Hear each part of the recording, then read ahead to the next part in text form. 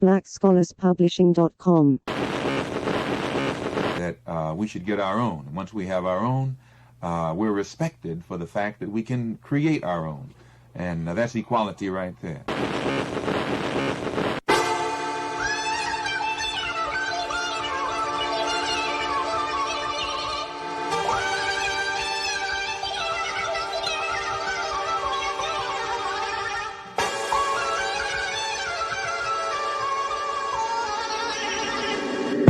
Whoa.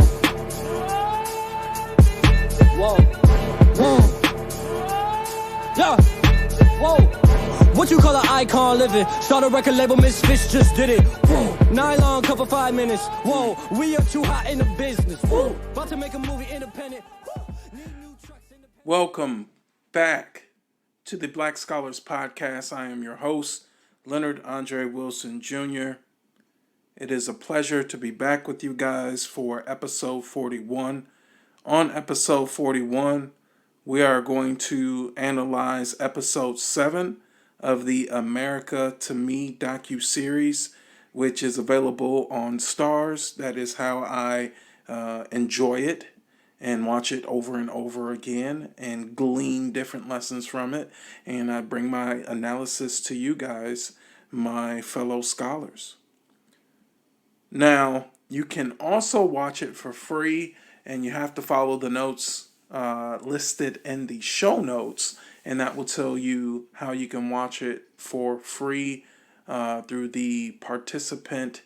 I forgot what it's called. Participant to Me America. I don't know. Look at the notes. The information is in the notes.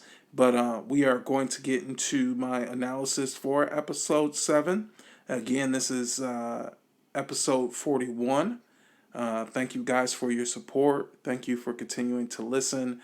Thank you for introducing this podcast to your friends and colleagues who are educators and looking for good educational podcasts with a twist.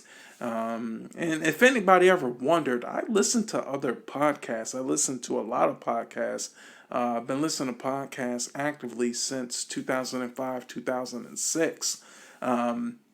The number one podcast I used to listen to all the time was the Dave Ramsey podcast, which I am still subscribed to. I still listen to, not as frequently as I should, but I still listen to it. But that's kind of how the show started. I was listening to educational podcasts, especially when I got in education in 2008, 2009. And that's when I discovered that, hey, there's not too many African American centered educational podcasts. And if there were, most of them weren't active. They weren't publishing new content. And so I seen a void in the industry. I seen a void in the market. I noticed a need that needed to be filled in K through 12 education. And I'm glad that I can be a part of that. Of course, I'm not the end all be all. There's a lot of great shows, a lot of great podcasts out there. And I've never been a hater, so I always encourage you to listen to as many, podcasts that, inspire you or give you knowledge or challenge your way of thinking. I mean, podcasts is a growing industry, and we see there's a lot of big dollars involved in it, but it hasn't reached its prime yet. It hasn't reached this apex yet. So I'm grateful that I could be a part of this movement. I'm grateful that you guys are a part of this movement. I'm talking too much. Let's get into episode 41. They're not used to identifying themselves as white and what they bring to a discussion. It's just like he did have a bit of. I don't participate verbally as much. I don't really like people who just talk to talk. Because like even when he was at the original plantation, like yes, he did have it hard, but it seemed like his wasn't as hard as some others were. Cause I think white people just feel more comfortable, I guess, in taking up the space than everyone else. Learn from how her husband treats her. I have a really big fear of being wrong, in front of people that I don't trust. Shanti said on this episode 7, titled Tsunami of Privilege, that she guesses white people feel more comfortable taking up the space. That's powerful. And if you think about it, as an educator, whether you're in a PLC, a faculty meeting, a town hall meeting, a school board meeting, most of the time, those that speak at length, especially if there's no norms and guidelines to make sure you stay within a certain time period of speaking, and they can literally take over that meeting.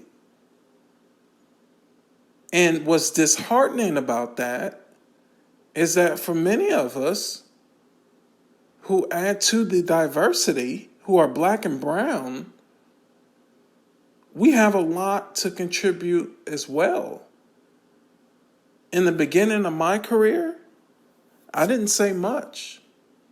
I just sat back and listened. Sometimes I sat back and I stopped listening intentionally because I'd wanted to say something, or one of my black and brown colleagues wanted to say something. And it was like the meeting was being dominated by a white person. And the meeting shouldn't be dominated by anybody, black, white, or brown, or anybody else. But I can relate to Shanti's statement and think about how that must feel for our kids. Again, I work in the affluent area. We're at about 13% African American students. Many of these classes, these black and brown students are walking into are predominantly white, especially if they're an AP or honors course or dual enrollment.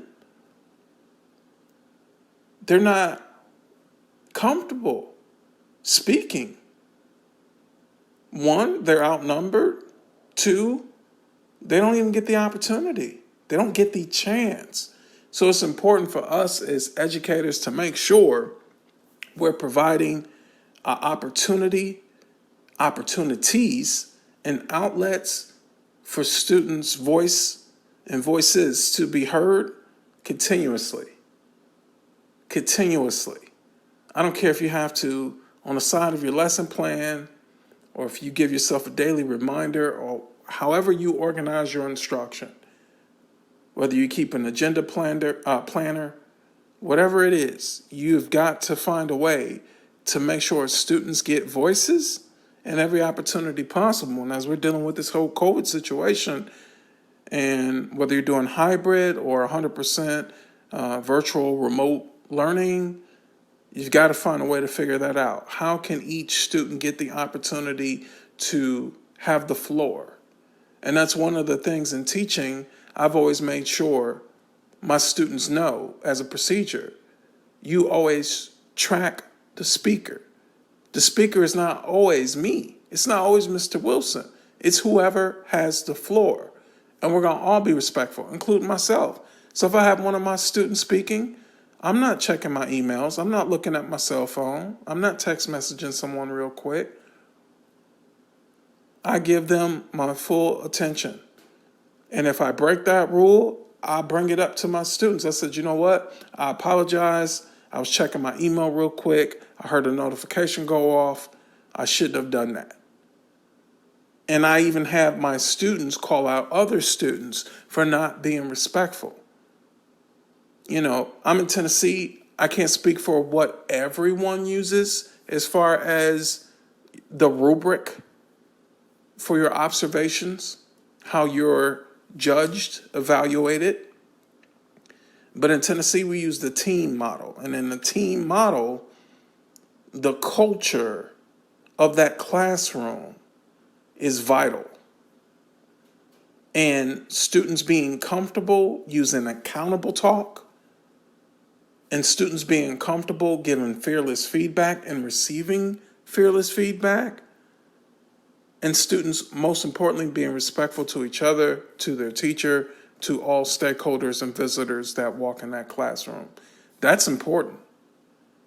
And I don't care how young you look, how young you actually are, how big you are, how small you are, how tall you are, how short you are, whatever your temperament is, do not care. You are the instructional leader of that classroom, or if you're in leadership, you are the instructional leader of that school. Don't let these kids walk all over you. But it is important, again, to Shanti's point, we should be comfortable speaking. But she said they're comfortable taking up space. We're not just talking to talk. We're not just talking for fluff. Make sure everything that you contribute, and, as an educator, encourage that, recommend that, teach that to your students. Everything we say is black and brown is potent, it's powerful, it's important, it's essential. When I open my mouth, people listen. Why? Because I don't overtalk, I don't overspeak. And if I am talking ad nauseum, that means I've got that much knowledge to share. But I'm still going to filter myself. And if you want to discuss more, if you want to share resources, we could do that later. We could do that after the meeting. I started this podcast in the summer of 2018. And although much in my life has changed since that summer, the one thing that's been very consistent is the love and support I get from this podcast, from this community around this podcast, which is for scholars and educators. And as scholars and educators, we have been taught and trained how to look at information that's been gathered in the past and how to use it to influence our future. Similarly, I want to bring more to the table. I want to bring more to the culture. I want this podcast to be bigger than a podcast. And in order to make that happen, I've got to sell you some stuff.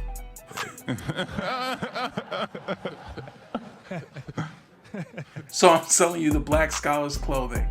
Black Scholars clothing, hoodies, sweaters, t-shirts, tank tops, hats, masks. We got them all. Please go to blackscholarsclothing.com, blackscholarsclothing.com. Use the promo code SCHOLARS. Take 15% off. Get fresh. And thank you for listening to the Black Scholars Podcast. I love you. When we lost our home in Oak Park, to not know where we were going, that was pretty hard. As a parent, you're supposed to protect your children and keep a roof over their head. And so when I didn't have that, that became a little bit of a depression.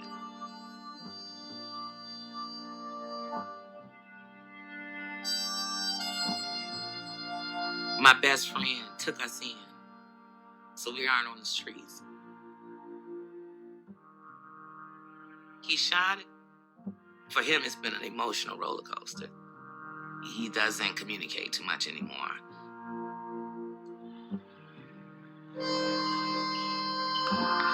He's 16. You don't want to be embarrassed to say, I'm homeless. You want to keep an image that everything is okay.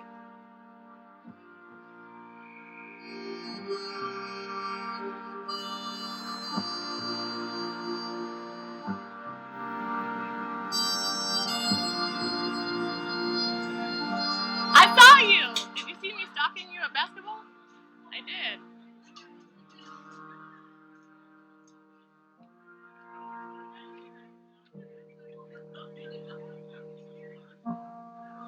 He was getting into it with Miss Scoville, which I know is crazy because they have such a great relationship, and that's just angering him. So the other thing that we discover on this show is that Keyshawn and his family actually did lose that house, and I believe that house belonged to his grandmother, if I'm not mistaken. And his mother nailed it right on the head when she said Keyshawn is on an emotional roller coaster. And through most of this docu-series, we have seen Keyshawn literally up and down, just like a roller coaster. Where one moment, he's got his hair cut, he's got on a nice outfit, he's doing this class social commentary comedy thing, and he's participating when he's asked the question. Usually he's correct, and he's going kind of back and forth in a playful way with Mrs. Stovall or another teacher. And so that's the likable side of Keyshawn and kids like Keyshawn. But then other times he's kind of moody, doesn't appear interested and engaged in the lesson. It could be because how Mrs. Stovall teaches her course and the culture she's built up is dependent on a lot of revealing and reflection and open dialogue and discourse. And you've got to be in the mood for that. And so Keyshawn, like a lot of our kids, if they're dealing with something at home, in which case he's dealing with technically being homeless. His mom said one of her friends that lives in the area decided to take them in. But they, so they do have a roof over their head, but technically they were evicted. So technically he's homeless. That's not a permanent home. Keyshawn is technically homeless. He's a 16-year-old. And so I felt when his mom said, as a parent, you feel bad because your goal, your responsibility is to protect your kids and to make sure that they have the things that they need. They have to have a roof over their head.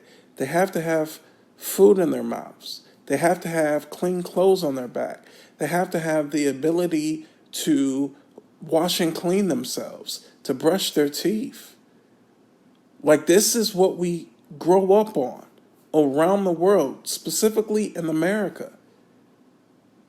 You know the American dream. You have a husband, you have a wife, you have a dog, maybe a cat, maybe a dog and a cat.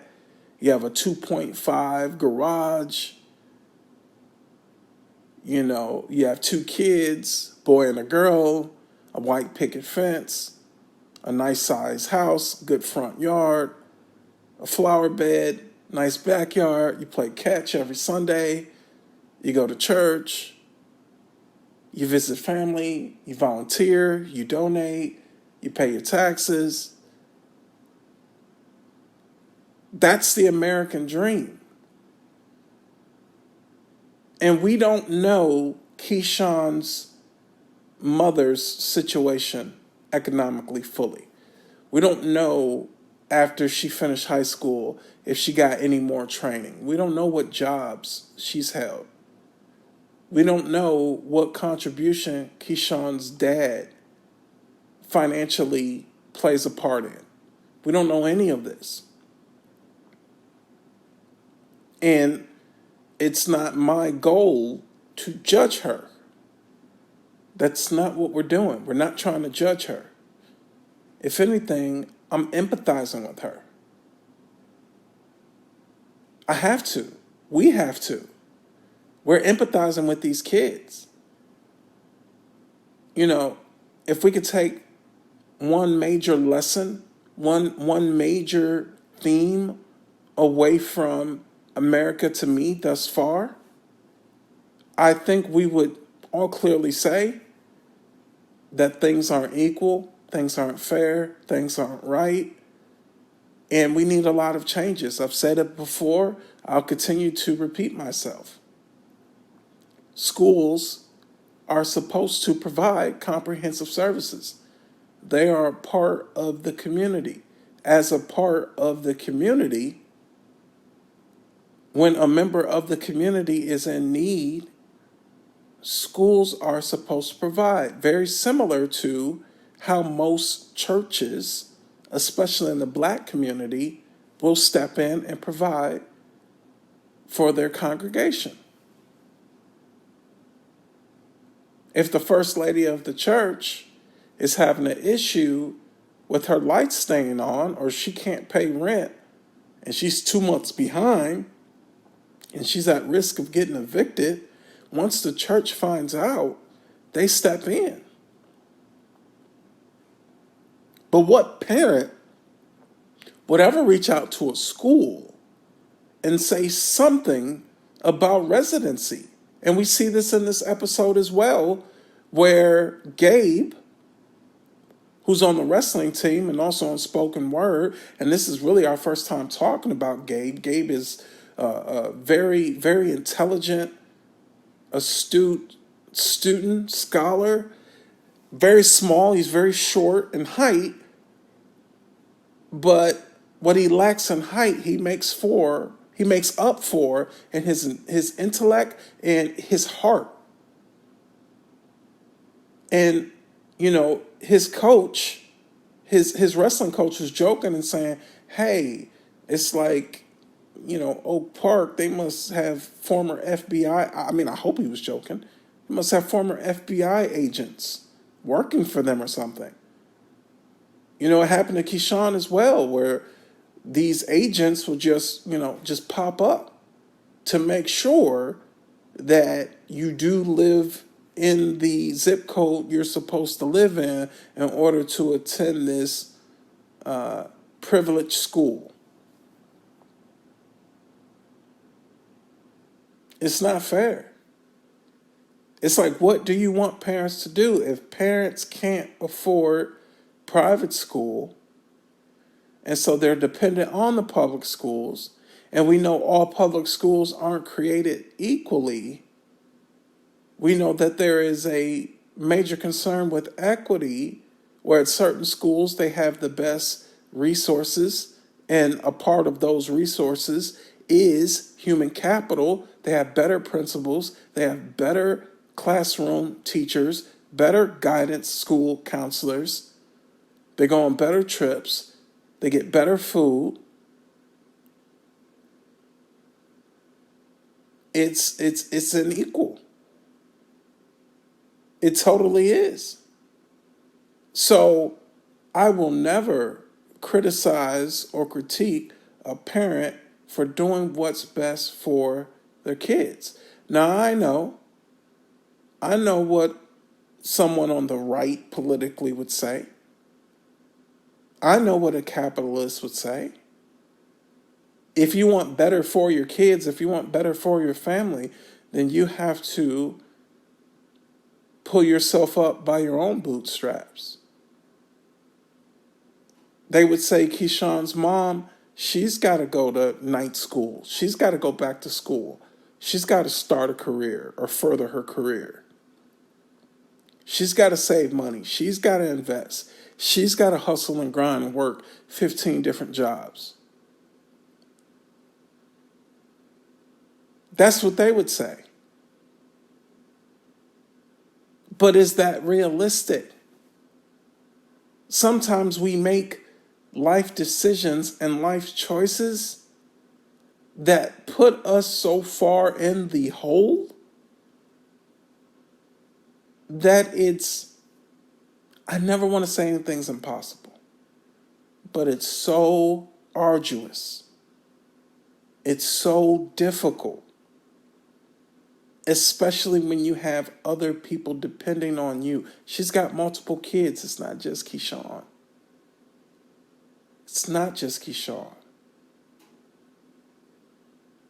So Keyshawn is dealing with a lot. It's directly impacting him. It's negatively influencing him. He's moody, he's up, he's down. He's technically homeless. And whether you know it or not, you're listening to this podcast, you've had a student that was technically homeless and you didn't even know. You probably noticed something changed in their behavior, But everybody has bad days. We have bad days.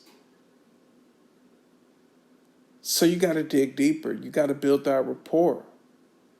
And if you discover a kid is technically homeless, we're not trying to get them in trouble, but we do want to help. Hopefully your school has a system intact between social workers, school psychologists, guidance counselors, especially if you're at a Title I school or a Title 1A school, where there's some funding, there's some resources available. We need more in these districts, in these schools, so we can provide for our community. Capitalism works because you have those at the bottom doing the entry-level work, which is necessary for those at the top to reap big profits. And if it's an IPO, if it's a publicly traded organization, then their investors reap the benefits as well. We need to be teaching economics K through 12, and I'm serious about that. Not 1-year-olds, but first graders, second graders, third graders. They need to be learning about the economy, just basics, and we just build on that knowledge. We just scaffold that knowledge and just keep building on it. We keep building on that schema. But I feel for Keyshawn. I couldn't imagine being a 16-year-old in high school and we get evicted and we already have a big family. We're being raised by a single woman. We haven't seen Keyshawn's dad in this documentary whatsoever. So, unfortunately, it's safe to assume dad's not in the picture. And that's a whole nother discussion that needs to be had. Just not on this podcast. At least not now. What can I say? Mamba out. Thank you for listening to the Black Scholars Podcast. For more information, go to blackscholarspublishing.com. You just gotta go. You will never know what you could ever be. If you never try, you will never see. Stayed in Africa, we ain't never leave. So it wasn't no slaves in our history. Wasn't no slave ships, wasn't no misery. Call me crazy, or isn't he? See, I fell asleep and I had a dream.